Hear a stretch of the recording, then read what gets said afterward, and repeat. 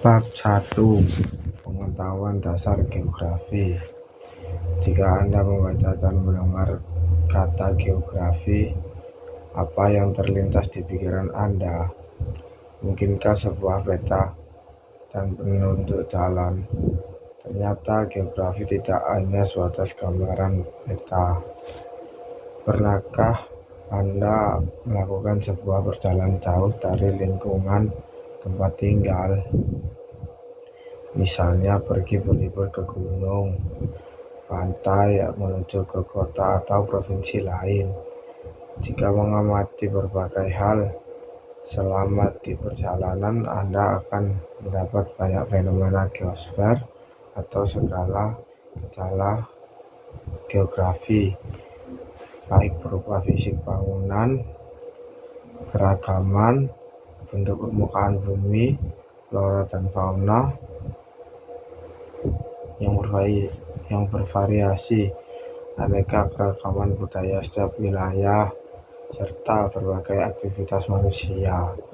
Kondisi geografis suatu wilayah mempengaruhi kehidupan masyarakatnya. Segala peristiwa yang terjadi di sebuah lingkungan atau wilayah tersebut dapat dianalisis melalui ilmu geografi. Proses identifikasi terhadap beragam objek geografi dilakukan dengan menggunakan konsep, prinsip, dan pendekatan geografi. Perkembangan ilmu geografi. Perhatikan kondisi sekeliling lingkungan tempat tinggal Anda. Apa yang bisa Anda temui dan amati? Tentunya banyak hal yang bisa Anda jelaskan tentang isi dari lingkungan ruang tersebut. Kemudian muncul pertanyaan berikutnya, mengapa terjadi beragam hal dalam suatu lingkungan? Apakah kondisi lingkungan di tempat tinggal Anda sama dengan lingkungan tempat tinggal teman Anda? Untuk menjawab pertanyaan-pertanyaan tersebut, dibutuhkan ilmu geografi yang mampu menjelaskan kondisi lingkungan beserta isi, proses, serta interaksi yang terjadi di dalamnya. 1. Pengertian geografi. Sebelum mempelajari ilmu geografi, Anda harus memahami pengertian geografi terlebih dahulu. Adapun definisi geografi menurut beberapa ahli antara lain sebagai berikut. A. Menurut Hartshorne, geografi merupakan ilmu yang menguraikan dan menginterpretasikan karakter variabel dari suatu tempat dengan tempat lain di bumi sebagai tempat kehidupan manusia. B. Menurut Alexander 1963, geografi adalah ilmu tentang pengaruh lingkungan alam terhadap manusia. C. Menurut Fielding 1974, geografi adalah ilmu tentang lokasi dan tatanan fenomena pada permukaan bumi dan proses-proses yang menyebabkan distribusi fenomena tersebut. D.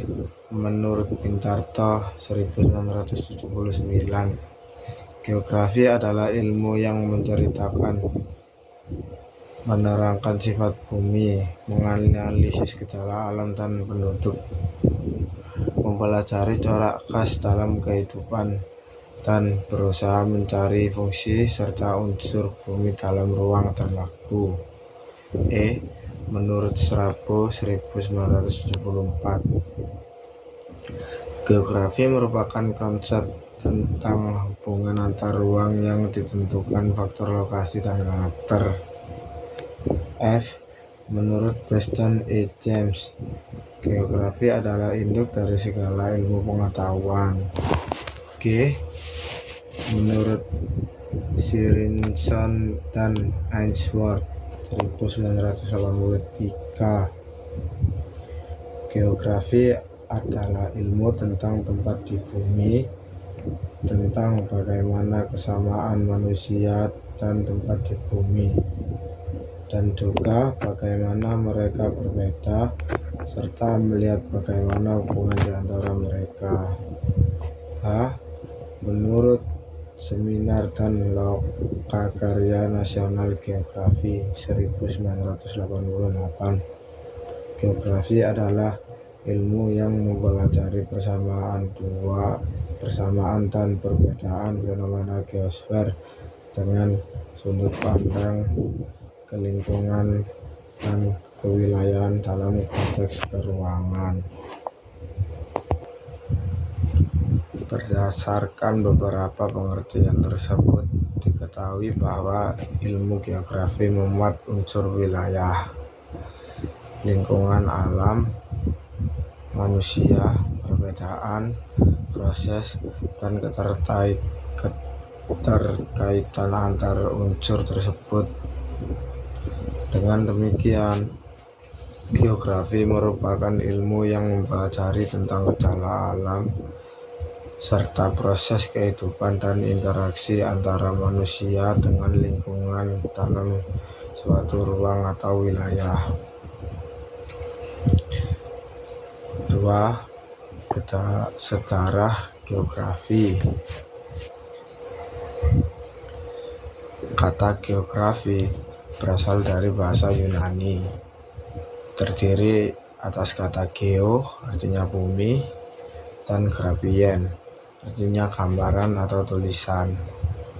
Secara bahasa, geografi adalah ilmu yang melukiskan atau menggambarkan kondisi bumi.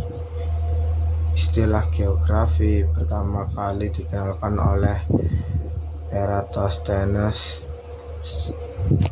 pada 276 sampai 194 sebelum Masehi dalam tulisannya berjudul Geographica. Berdasarkan sejarahnya, geografi memiliki bahasan yang luas, yaitu ilmu yang mempelajari tentang bumi, meliputi flora, fauna, penduduk, utara, iklim, dan interaksi yang terjadi di dalamnya. Selain itu, geografi membahas suatu peristiwa yang disebabkan oleh aktivitas alam, manusia, dan interaksi antara keduanya. Berikut adalah perkembangan geografi pada setiap zaman yang berbeda. Zaman Yunani kuno. Pada zaman ini, seorang filsuf bernama Herodotus mengemukakan bahwa terdapat hubungan erat antara perkembangan masyarakat dan faktor-faktor geografi di suatu wilayah.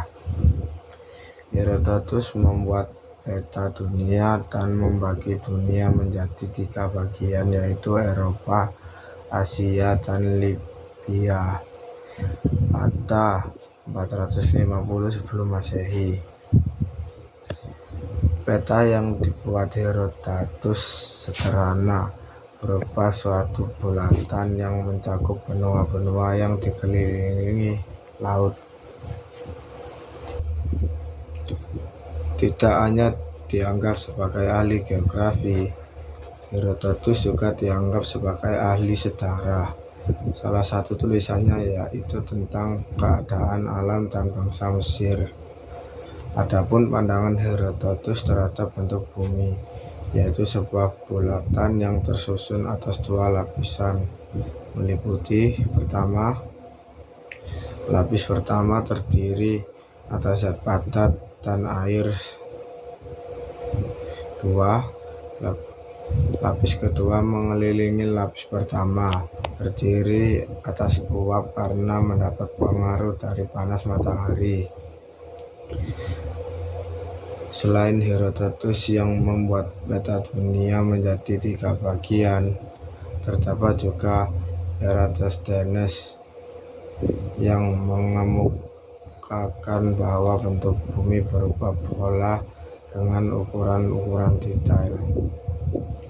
Oleh karena itu, muncullah suatu model tentang susunan garis lintang dan garis bujur bola bumi untuk menentukan letak suatu wilayah.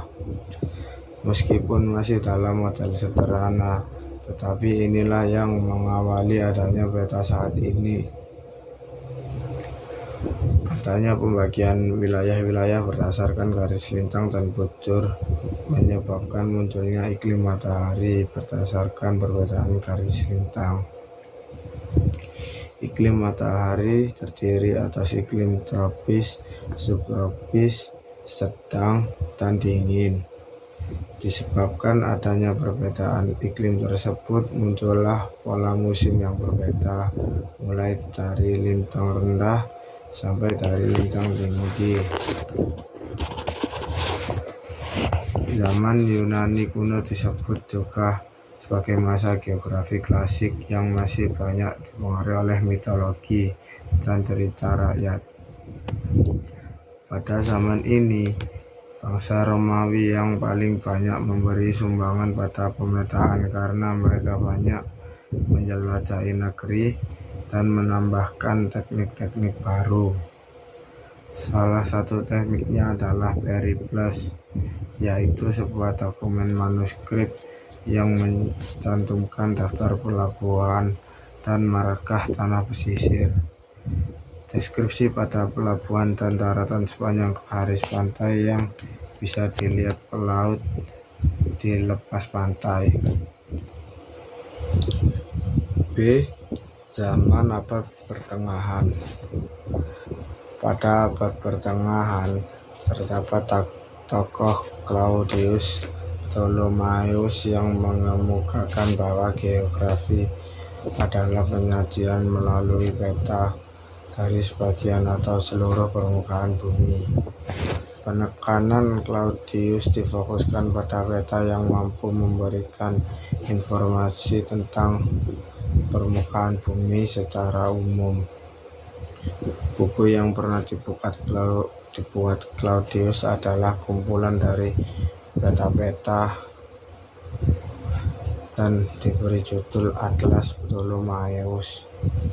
Selain itu, pada abad ini geografi mengalami perkembangan menjadi dua bagian yang dipelopori oleh Bernardus Soeranus, yaitu 1.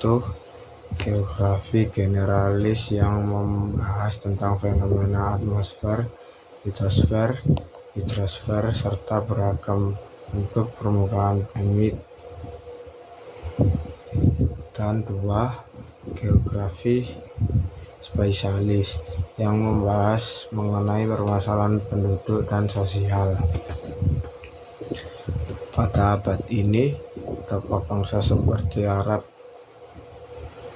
Al-Idrisi, Ibnu Battuta, dan Ibnu Khaldun memelihara dan terus membangun warisan yang ditinggalkan bangsa Yunani dan Romawi di abad atau masa sebelumnya. Al-Idrisi dikenal sebagai ahli kartografi. Beliau menggabungkan pengetahuan dari berbagai negeri yang dikumpulkan para penjelajah dan dagang dalam bentuk peta. Selain itu, beliau juga mengumpulkan informasi dari para pelayar untuk membuat peta paling akurat di dunia pada zaman tersebut. Ada pula Ibnu Battuta yang dikenal sebagai seorang penjelajah berkelana ke berbagai pelosok dunia seperti Afrika Utara, Afrika Barat, Afrika Timur Tengah, Asia Tengah, Asia Tenggara, Asia Selatan, dan Tiongkok. Riwayat perjalanannya dibukukan dengan judul Tuhfatun Nuzar fi Ghara'ibil Amsar wa Ajabil Asfar. Artinya, hadiah bagi para pemerhati negeri-negeri asing dan pengalaman-pengalaman ajaib, menyajikan gambaran peradaban kehidupan abad pertengahan. Adapun Ibnu Khaldun menulis buku Historical Geography yang memuat tentang kondisi lingkungan alam di berbagai wilayah dan pengaruhnya terhadap manusia. Selain itu, pada zaman ini geografi menyebar ke seluruh Eropa melalui perjalanan Marco Polo dengan tujuan mencari gold, kekayaan, glory, kejayaan, dan gospel menyebarkan agama. Pada masa ini muncul masa Renaissance, yaitu petualangan besar dari Eropa untuk kepentingan kolonialisme. Geografi membahas alam dan berbagai aspek kehidupan di permukaan bumi.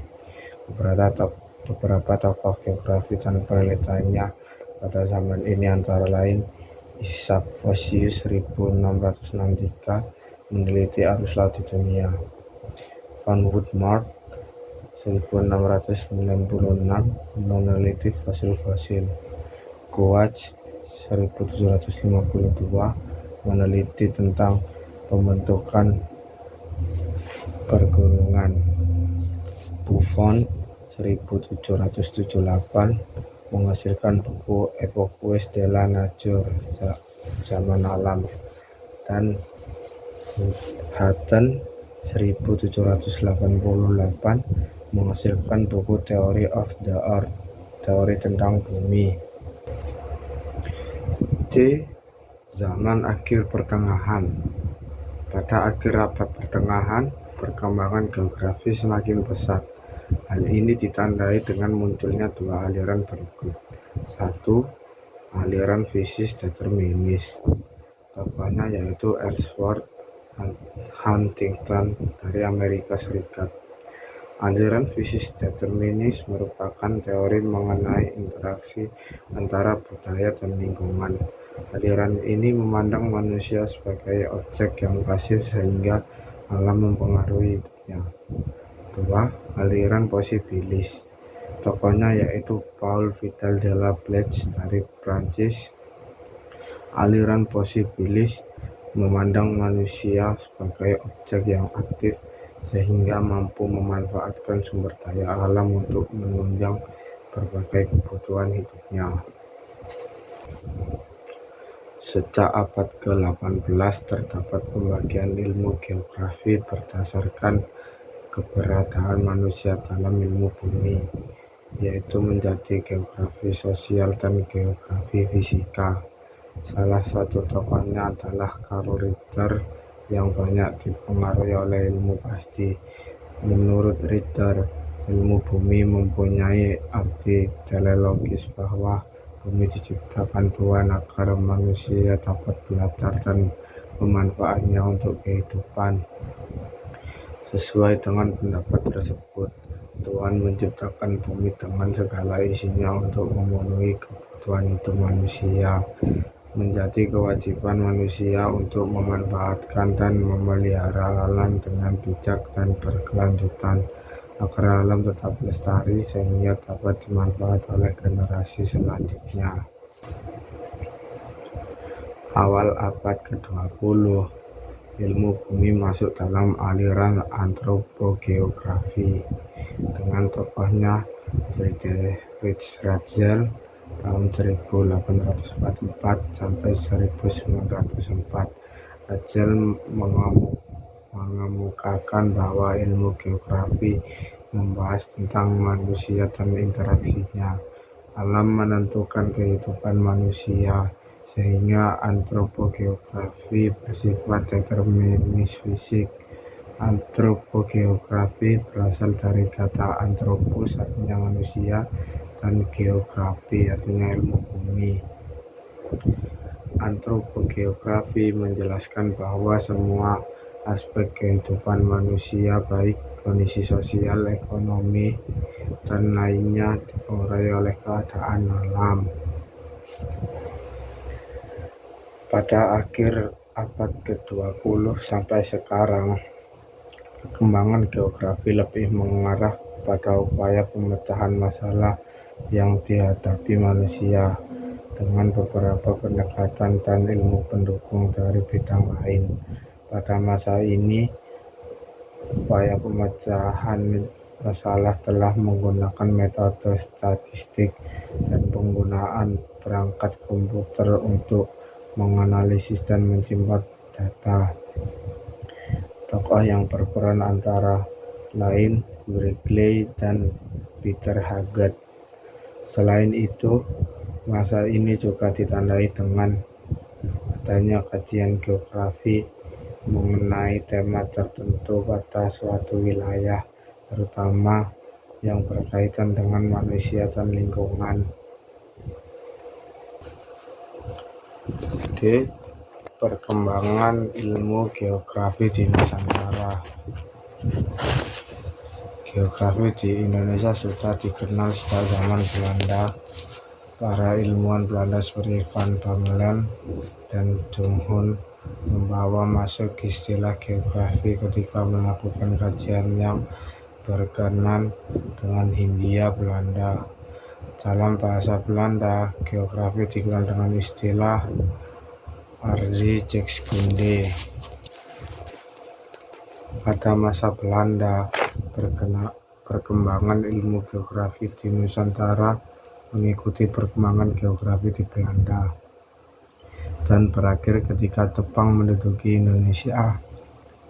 Setelah itu, istilah aardrijkskunde kemudian diganti dengan kata ilmu bumi oleh ilmuwan Indonesia, yaitu Adinegoro dan Adam Bachtiar. Sampai sekarang, istilah ilmu bumi untuk geografi masih dikenal banyak orang. Penggunaan dan pengertian geografi digunakan pada 1955 ketika terdapat perguruan tinggi Indonesia yang mengembangkan ilmu geografi. Kemudian pada 1988 diadakan seminar Lokakarya Ikatan Geografi Indonesia, disingkat IGI, di Institut Keguruan dan Ilmu Pendidikan IGIP Semarang. Seminar ini memperoleh kesepakatan baru terkait ilmu geografi, yaitu ilmu tata ruang, karena ilmu bumi lebih sesuai dengan kata geologi. Dengan demikian, pengertian geografi yang disepakati yaitu ilmu yang mempelajari persamaan dan perbedaan fenomena geosfer dengan sudut pandang ke lingkungan dan kewilayahan dalam konteks keruangan. Terdapat dua pelopor geografi Indonesia, yaitu R. Bintarto dan Surastopo Hadi Sumarno. Mereka dikenal sebagai founding father atau bapak geografi Indonesia yang menekankan geografi sebagai ilmu yang menganalisis fenomena geosfer dengan pendekatan keruangan, ekologi, dan regional. Saat ini perkembangan geografi di Indonesia sudah mengikuti perkembangan geografi dunia melalui penggunaan teknologi GIS, Geographic Information System. Teknologi ini berguna untuk menganalisis berbagai fenomena di permukaan bumi tanpa mendatangi objek secara langsung. Berdasarkan perkembangan ilmu geografi sejak zaman Yunani kuno hingga akhir abad pertengahan, juga secara perkembangan geografi di Indonesia, dapat disimpulkan bahwa secara umum geografi mempelajari alam, manusia, dan berbagai fenomena yang terjadi di antara keduanya dengan sudut pandang ke lingkungan dan kewilayahan dalam konteks keruangan. Dinamika keruangan selalu mengalami perubahan sehingga seorang geograf harus berpikir kritis dan up-to-date dalam mencari informasi dan melakukan analisis. Hal ini tidak lain karena fenomena geosfer bersifat dinamis. Berdasarkan pernyataan tersebut, menurut Anda apa saja objek geografi? Pada subbab sebelumnya telah disimpulkan bahwa geografi mempelajari berbagai fenomena geosfer dengan sudut pandang ke lingkungan dan kewilayahan dalam konteks keruangan. Simpulan tersebut memuat dua objek geografi, yakni objek material dan formal. Apa yang membedakan keduanya? Objek geografi terdiri atas objek material dan objek formal. Objek material adalah gejala atau fenomena alam geosfer, sedangkan objek formal adalah kewilayahan region, yaitu cara pandang dan berpikir mengenai fenomena geosfer yang dikaji dengan pendekatan ke ruangan, lingkungan, dan kompleks wilayah. 1. Objek material geografi. Objek material merupakan gejala atau fenomena alam yang dikenal pula dengan istilah geosfer. Apa geosfer itu? Berdasarkan bahasa, istilah geosfer berasal dari kata geo, bumi, dan sfer, lapisan. Secara umum, geosfer adalah lapisan yang terdapat di permukaan dan bawah permukaan bumi. Geosfer terdiri atas atmosfer, litosfer, biosfer, hidrosfer, dan antroposfer. Elemen-elemen geosfer memiliki karakteristik yang berbeda. Litosfer daratan memiliki sifat dinamis.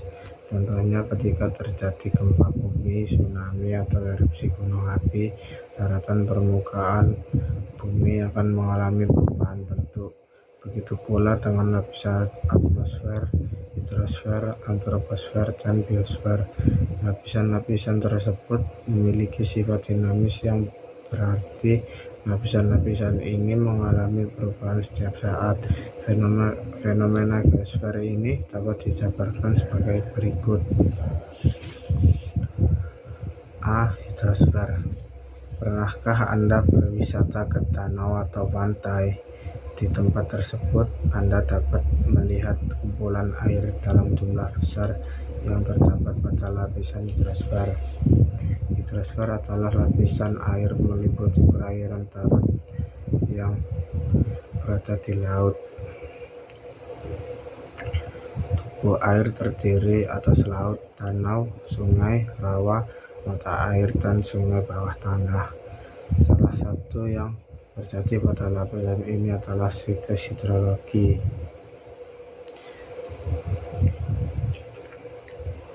Perhatikan infografik berikut. Evaporasi, proses di mana air ada di laut, rawa, sungai, dan lainnya menguap karena adanya pemanasan dari sinar matahari.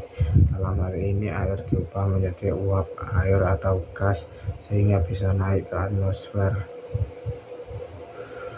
Kondensasi, proses di mana berubahnya uap air di atmosfer menjadi partikel es yang sangat kecil di suhu yang rendah. Partikel es tersebut saling mendekat satu sama lain sehingga akan menggumpal sebagai awan. Presipitasi, ketika terlalu banyak air yang terkondensasi, maka tetesan air di awan akan menjadi besar dan berat untuk menahan di udara sehingga jatuh sebagai hujan, salju, atau hujan es. Transpirasi, proses ini serupa dengan evaporasi, hanya saja proses penguapan ini terjadi pada jaringan makhluk hidup seperti tumbuh-tumbuhan. B. Atmosfer. Atmosfer adalah lapisan udara yang menyelimuti permukaan bumi, terdiri atas troposfer, stratosfer, mesosfer, termosfer, dan eksosfer. Lapisan yang paling dekat dengan bumi adalah troposfer. Lapisan udara ini digunakan oleh manusia dan makhluk lainnya untuk beraktivitas. Proses kejadian cuaca dan iklim mempengaruhi kehidupan makhluk hidup di bumi berada di lapisan troposfer. D. Litosfer. Lapisan litosfer adalah lapisan kerak bumi paling luar yang terdiri atas lapisan batuan dan tanah. Litosfer merupakan tempat kehidupan makhluk hidup yang berada di darat seperti hewan, tumbuhan, dan manusia. Berdasarkan penampang melintang lapisan kulit bumi terluar hingga inti, terdapat 6 lapisan, yaitu litosfer, astenosfer, transisi, lapisan bawah tanah, inti besi cair, dan inti besi padat. D. Biosfer. Jika Anda melihat tumbuhan dan hewan di lingkungan sekitar, maka kedua hal tersebut termasuk pada lapisan biosfer. Biosfer merupakan gabungan ekosistem di planet bumi yang mencakup seluruh makhluk hidup yang berinteraksi dengan lingkungan sebagai suatu kesatuan.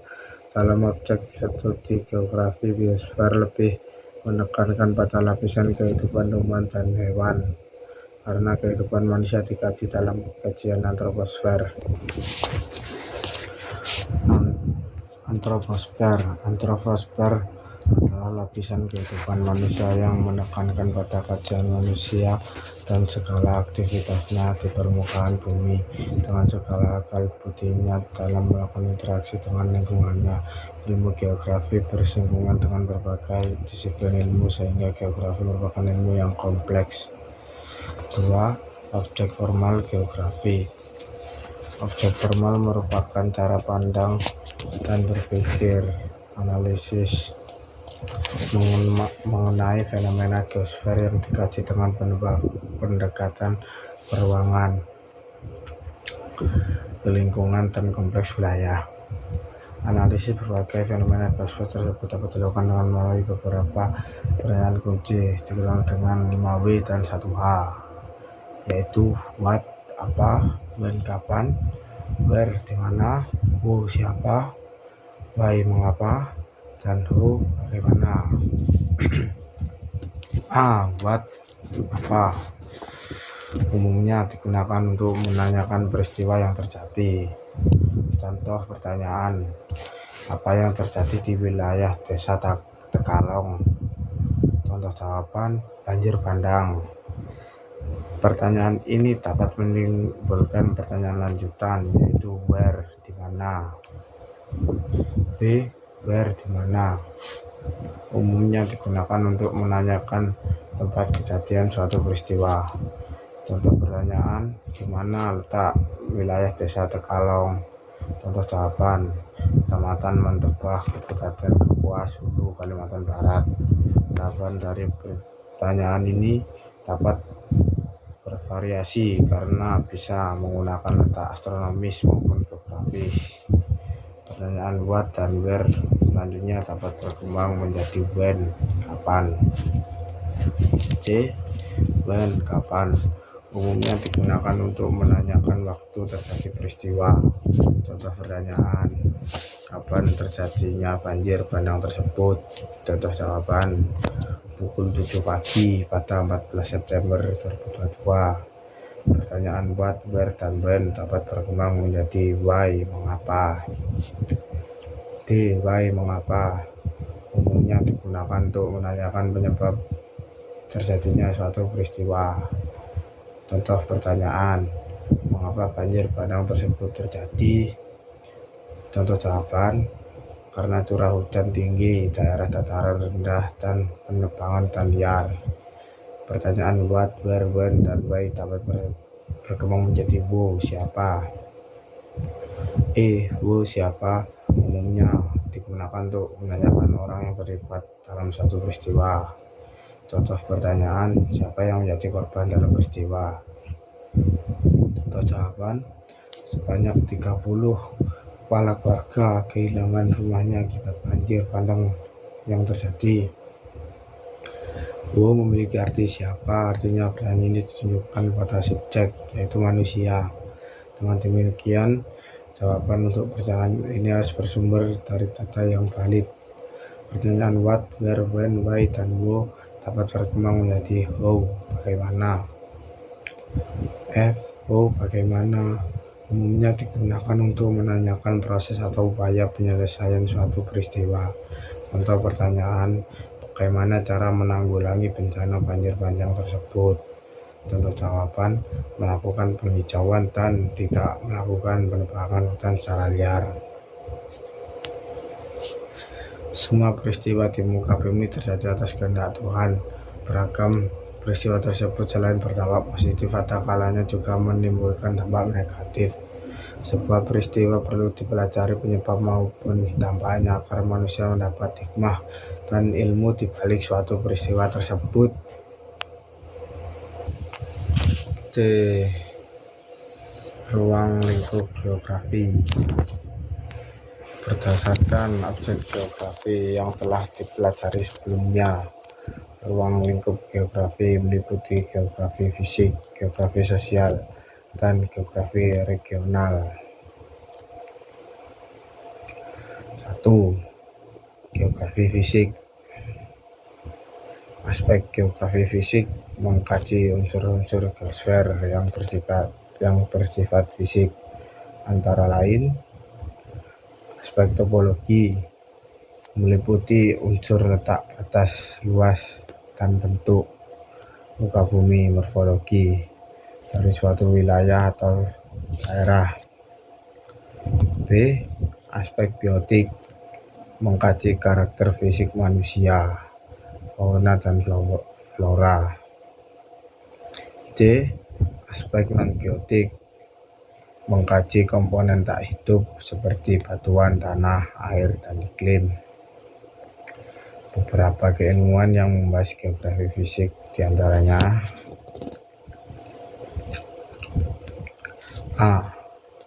Geomorfologi, ilmu yang membahas bentuk alam muka bumi dan proses terjadinya. B. Hidrologi, ilmu yang mempelajari kualitas, pergerakan, dan distribusi air yang ada di bumi. C. Klimatologi, ilmu yang menganalisis pola cuaca dan memahami kondisi atmosfer. D. Geologi, ilmu yang mempelajari proses terbentuknya bumi serta bahan dan struktur pembuatannya.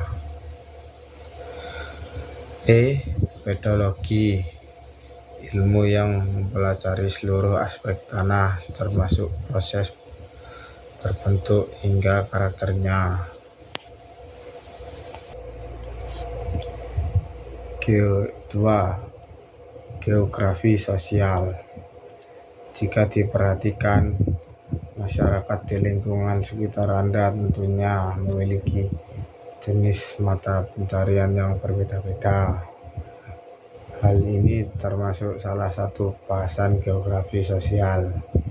Mengapa demikian? Aspek geografi sosial mencakup bahasan mengenai aktivitas manusia sebagai makhluk sosial, baik potensi maupun permasalahan yang ditimbulkan dari aktivitas tersebut. Salah satunya yaitu berkenaan dengan mata pencarian penduduk. Beberapa keilmuan yang berkaitan dengan geografi sosial antara lain sebagai berikut. A. Geografi ekonomi, yaitu ilmu yang mempelajari keragaman aktivitas ekonomi secara spasial. B. Geografi penduduk, yaitu ilmu yang mempelajari aspek kependudukan seperti penyebaran penduduk, perbandingan jenis kelamin, dan perbandingan manusia dengan luas tanah.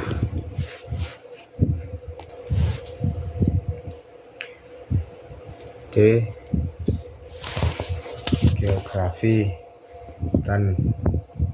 Geografi perdesaan dan perkotaan, yaitu ilmu yang mempelajari klasifikasi, ciri-ciri, dan perencanaan wilayah, desa, kota, serta permasalahan yang terdapat di dalamnya. D. Geografi pertanian, yaitu ilmu yang mempelajari pertanian sebagai hasil interaksi manusia dengan alam. 3. Geografi regional. Jika geografi fisik dan geografi sosial mengkaji tentang berbagai fenomena dari satu sudut pandang. Geografi regional merupakan salah satu atau penggabungan dari keduanya dalam lingkup studi berupa wilayah. Geografi regional mengkaji suatu wilayah secara mendalam mengenai fenomena yang terjadi di wilayah tersebut. Salah satu contohnya mengenai perkebunan di wilayah Lembang, Kabupaten Bandung Barat. Aktivitas perkebunan di Lembang dapat ditinjau dari segi geografi fisik atau maupun geografi sosial. Geografi fisik diantaranya ketinggian tempat, suhu udara, curah hujan, dan jenis tanahnya. Adapun geografi sosialnya yaitu budaya di lingkungan perkebunan, tingkat pendidikan para pekerja perkebunan, dan investasi swasta terhadap aktivitas perkebunan tersebut.